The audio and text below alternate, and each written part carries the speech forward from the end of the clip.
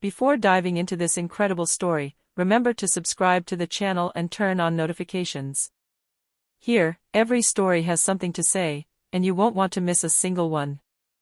A flight attendant slaps a black billionaire. 2 minutes later, his ruthless revenge. The Boeing 787 hummed softly on the tarmac at Miami International Airport.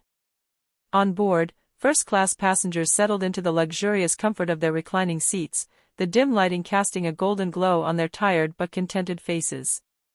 Among them, a black man, elegant and composed, observed the scene with a tranquil gaze. Son Nam, Ethan Coleman. 38 years old, he was the CEO of the conglomerate Coleman Global Holdings, an empire that owned hotels, shipping companies, and even a publicly traded tech startup. But that evening, he was traveling incognito, dressed simply in dark jeans and a white shirt. No bodyguard. No outward signs of wealth. Just a man returning home from a business meeting in New York. The head flight attendant, Madison Clark, entered the first-class cabin with a professional smile, at least at first. Blonde and impeccably groomed, she wore that polished mask that flight attendants mastered to perfection. But her demeanor changed the moment she laid eyes on Ethan. She frowned slightly, then sighed as if she had spotted a passenger in the wrong seat. "Sir, this section is reserved for first class," she said dryly. Ethan slowly raised his head, his gaze calm but piercing. "I know. Here's my ticket." He handed it to her, but she didn't even look at it before sighing again. "I'll check, sir." "Wait here, I think you've made a mistake." A few passengers were already watching the scene with curiosity. One of them, a white businessman in a suit, chuckled softly. Ethan remained silent, his fingers tapping the arm of the seat. He knew that tone, that way of speaking, a mixture of arrogance and disguised prejudice. Madison returned, her face red with annoyance. "Sir, I checked. This seat is indeed assigned, but I doubt it's yours. Tickets of this type cost over $10,000. Perhaps there's been a booking error." Ethan simply smiled. "I can assure you there is no mistake, Madison." The fact that he was reading his badge caused visible irritation in his eyes. "I did not give you permission to use my first name, sir," she replied coldly. Then, in an inexplicable fit of anger, she tried to snatch the ticket from his hands. Ethan calmly took it back. "Please don't touch my things. You will leave here immediately," she exclaimed, her voice trembling with pride and rage. When he refused to move, she lost control. Slap. A slap rang out in the air, so violent that silence fell over the entire cabin. Ethan remained motionless. Not a word. Not a threat. Not a gesture of anger. Her dark eyes fixed on the hostess, who stepped back, suddenly aware of what she had just done. 2 minutes later, the captain received a direct call from the airline's main headquarters. And in the cockpit, the captain turned pale when he read the name of the man who had just been humiliated. The passenger she had just slapped was the main shareholder of the company itself. Madison felt her legs weaken when the commander entered, his face grave. Ethan Coleman's revenge was only just beginning. The cockpit door opened abruptly. Commander Harris Donovan, a 20-year veteran of the Air Force, came out with a livid face. His eyes searched for Ethan, and when he found him, sitting calmly in his seat, he understood that something irreversible had just happened. The atmosphere in the first-class cabin was icy. The passengers, who had initially believed it to be a simple altercation, were now murmuring among themselves, their gazes shifting between the flight attendant and the black man she had slapped. "Madison," said the commander in a sharp voice, "can you tell me exactly what happened here?" She attempted a forced smile. "Commander, that man, he was occupying a position that didn't belong to him. I simply wanted to help him find his place, but he became arrogant and threatening. I had to react." A heavy silence followed. Ethan remained motionless, observing the scene without saying a word. He wasn't trying to justify himself. There was no need. The commander already knew, the message from headquarters, received a few seconds earlier, left no doubt. "Immediately inform President Coleman that we are sorry for the incident." All personnel involved are to be relieved of their duties immediately. The captain took a deep breath before turning to the hostess. Madison Clark, please leave your badge and exit the booth immediately. His smile froze. Pardon? You heard. You are relieved of your duties. A security officer will be waiting for you at the gate upon landing. She burst out laughing, nervously. Are you kidding me? For one passenger? The commander lowered his voice. This passenger is the owner of this airline. Mr. Ethan Coleman. You just slapped your employer in the face. The words echoed in the cabin like a gunshot. The businessman in a suit, who had been laughing earlier, looked away, ashamed. Madison turned pale, her lips trembling. I couldn't have known. Ethan finally raised his hand, calmly. Let her sit down for now, Commander. I don't want a scandal mid-flight. As you wish, Mr. Coleman. Madison sat back down slowly, her heart pounding. She felt the passenger's gaze upon her, heavy, accusatory. The man she had just humiliated exuded an icy authority, without raising his voice, without threatening. It was precisely this calmness that frightened her. Ethan slowly opened his laptop, as if nothing was amiss. But the airline's internal messaging system was already displayed on the screen. A simple message, written with surgical precision. Subject: unacceptable behavior by staff on board Flight 772. Upon landing, Madison Clark was immediately suspended. Complete audit of the onboard service. Emergency meeting with the Executive Council tomorrow morning. He pressed send. Then, without a word, he closed the computer and took a sip of his coffee. The commander, respectfully, nodded his head. Mr. Coleman, would you like me to assign you a security guard upon your arrival? No, Captain. His punishment must not come from me, but from the truth. Madison looked up, trembling. Mr. Coleman, I beg you. I didn't know who you were. I was stressed, the flight was full, and...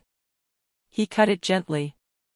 Ms. Clark, respect does not depend on a person's status. It is in moments when we believe no one is watching us, that we show who we truly are. His words hit her harder than a slap. She felt a burning tear roll down her cheek. The rest of the flight took place in heavy silence. But what Madison didn't know yet, was that Ethan Coleman's revenge wouldn't stop at a suspension. He intended to give him the most humiliating lesson of his career. The following morning, at precisely 9 a.m., the Coleman Global Air Conference Room was packed to capacity. The journalists' cameras, the flashes, the whispers of senior executives, everything pointed to a tense morning. On the stage, 3 chairs. In the center, Ethan Coleman, dressed in a charcoal gray suit, calmly observed the crowd. To his right, the interim executive CEO. To his left, an empty chair. The one reserved for Madison Clark. The journalists had already received a press release. An internal investigation has been launched following a serious incident on board Flight 772. The president and CEO, Mr. Ethan Coleman, will personally address the matter. Ethan took the microphone, his voice calm but sharp. Ladies and gentlemen, last night an incident occurred on one of our flights between New York and Miami. An employee behaved unacceptably towards a passenger. That passenger was me. But that's not the most serious part. The cameras clicked. Attention was total. Ethan paused, scanning the room. What's serious is that this behavior didn't stem from anger or a mistake. It stemmed from prejudice. From a gaze that judges before understanding. From a society where a man's skin color still defines the value placed upon him. A murmur rippled through the room. Even the executives, sitting at the back, seemed uneasy. Ethan continued. I'm not here to humiliate an employee. But to remind everyone that respect is non-negotiable. Not on our planes. Not in our company. Not in my life. At the same moment, the doors opened. Madison enters. Her eyes were red, her hands were trembling. She was wearing the same uniform, but without a badge. Escorted by a member of the Human Resources Department, she slowly sat down in the empty chair. The cameras focused on her. Ethan turned towards her, looking her straight in the eyes. "Madison Clark, do you acknowledge the facts?" Her soft voice contrasted with the tension in the room. She nodded, unable to speak. "Yes, Mr. Coleman. I slapped you. I acted without thinking. I thought that you couldn't be in first class." Ethan nodded slowly. "And why?" She lowered her eyes. "Because I judged by appearances." A heavy silence settled in. Ethan let the moment sink in, into the room, into the cameras, into everyone's minds. Then he continued. "You will be relieved of your duties immediately. But I'm not going to fire you." "No." She looked up, astonished. "Pardon?" "You will be transferred for 6 months to our humanitarian program in Africa. You will work on our cargo planes, delivering food and supplies, and helping local communities. You will discover what it means to serve, without discrimination." A murmur rippled through the room. It wasn't a punishment. It was a lesson. A transformation. Madison felt her eyes fill with tears. I understand, Mr. Coleman. Thank you for this second chance." Ethan stood up, put down the microphone, and concluded simply. "Humiliation teaches nothing. But the truth changes hearts." The cameras exploded in flashes. The story spread throughout the country in a matter of hours. The black billionaire who was slapped on a flight publicly forgives his assailant and offers her a second chance. But behind the scenes, another plan was being prepared. For Ethan, this affair was just the beginning of a revolution in his company. He had decided to reveal to the world what the silent racism of the aviation industry was hiding.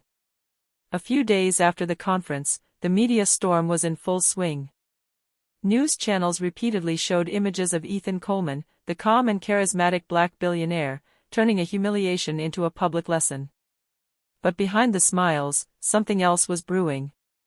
Ethan had not forgiven out of weakness, he had simply chosen a greater battlefield, that of truth. In his huge office overlooking Miami Bay, Ethan watched his company's planes take off, one after the other. His assistant, Leah Torres, entered discreetly, holding a tablet. "Mr. Coleman, I have finished the analysis you asked me to do." Ethan turned around, his hands clasped. "So what?" "You were right. The incident with Madison is not an isolated case." She scrolled through the pages. Internal statistics. Testimonials. Confidential HR department reports. Over the past 3 years, more than 60 discrimination complaints have been filed by employees of color. Most have been dismissed. She paused. And in customer reports, black passengers are twice as likely to be reported for inappropriate behavior. Ethan clenches his jaw. His worst fears were being confirmed. Racism was deeply rooted in his own company. And the leaders under him, blinded by their privileges, had allowed it to flourish. "Leah," he said in a low voice, "he's preparing a meeting with the council. But not here. I want them to see the reality. All of them." 3 days later, a private jet landed at a small airport in Ghana. The board of directors of Coleman Global Air, made up of men in outrageously expensive suits, came down, perplexed. The hot ground, the golden dust, the curious looks of the children around the plane were already unsettling them. Madison was there too. She was wearing a humanitarian vest, helping to unload crates of food.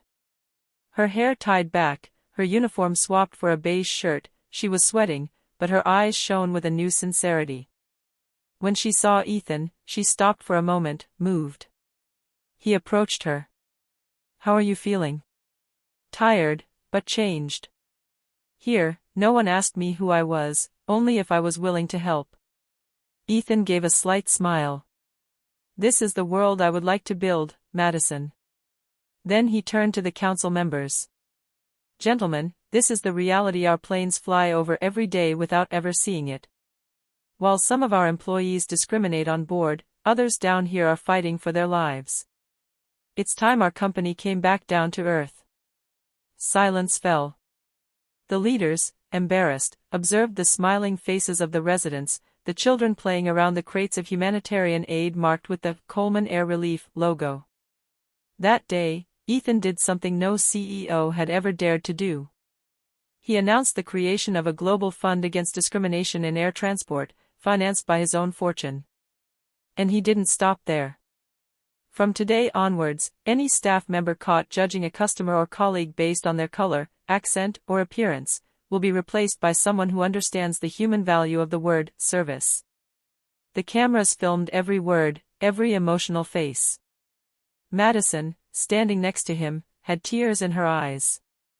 She was no longer the arrogant woman on the plane, but the living symbol of change. This scene went around the world. The major newspapers ran headlines. From humiliation to redemption, the billionaire who changed the sky. But for Ethan, it was only the beginning. Because in the shadows of his empire, some did not accept this change. And soon, a silent resistance would try to overthrow him. The warm wind from Ghana had turned into a storm in the corridors of power. A week after the humanitarian trip, while the world celebrated Ethan Coleman's courageous decision, some shareholders were grinding their teeth. The change he wanted to impose threatened their interests, their habits, and above all, their image. In a hushed room at the New York headquarters, 3 men in dark suits met behind closed doors. Their leader, Richard Hayes, vice president of the council, a cunning man, a barely veiled racist, and above all, eager for control. "This Coleman thinks he's going to transform our company into a charity. Grognatil that he spends millions on projects that bring in no profit." Another replied. "And he attracts too much attention. The press glorifies him. He becomes untouchable." Hayes gave a cold smile. "No one is untouchable. We're going to bring him down. Discreetly." Their plan was simple, to frame him with a false accusation of corruption. A series of rigged bank transfers, some falsified documents, and an anonymous leak to the press. In less than 48 hours, the scandal broke. Ethan Coleman suspected of money laundering through humanitarian organizations. Social media erupted. Journalists camped outside his building. But Ethan, far from panicking, remained icy calm. He knew where the attack was coming from. And this time, his revenge would be absolute. Ethan urgently summoned his assistant Leah and Madison, who had returned from Africa, transformed and loyal. In his office, he explained everything to them. "They think they can smear me, but they've forgotten that I possess the truth. We will expose them, not in the shadows, but in broad daylight." Thanks to a secret audit he had been conducting for months, Ethan possessed irrefutable evidence. Richard Hayes and 2 other board members had been silently embezzling company funds for over 6 years. Ironically, they had just dug their own grave. The following day, during a General Assembly broadcast live, Ethan took to the stage under the flashing cameras. His gaze was calm, confident. "Some have accused me of using this company's money for personal gain. Today, I'm going to show you where that money is really going, and who's been stealing it for years." He pressed a button. The giant screens projected bank documents, records, and emails. The names appeared one by one. Richard Hayes. Paul Anders. Stephen Moore. There was complete silence. Then the journalists rose like a wave, the cameras turning towards the 3 men, pale and sweating. Ethan concluded. "Real corruption isn't the kind that's invented. It's the kind that hides behind a smile and a tie. Today, it comes to an end." In full view of the world, the authorities present proceeded with their immediate arrest. Ethan, impassive, left the stage to a standing ovation. A few weeks later, in a small humanitarian hangar in Africa, Madison welcomed a flight loaded with food supplies. Ethan arrived discreetly, without journalists, without cameras. "I'm proud of you," he said simply. She smiled. "You taught me that true wealth is not what we possess, it is what we pass on." Ethan looked up at the sky, an airplane flying through the clouds. You know, Madison, the most powerful revenge is not the one that destroys, but the one that elevates. She nodded, her eyes shining. And as the plane disappeared into the golden light of the sunset, the voice of a journalist on the radio rang out. Ethan Coleman, the man who turned a slap into a global symbol of justice and equality. A few months later, Coleman Global Air became the first company in the world to impose mandatory training on diversity and respect for humanity on all its staff. The company's slogan was changed. We don't fly above differences, we embrace them. And in each airport, a message echoed before takeoff. Thank you for choosing Coleman Air. Here, every passenger matters. Ethan Coleman's revenge had not destroyed his enemy. She had changed the world.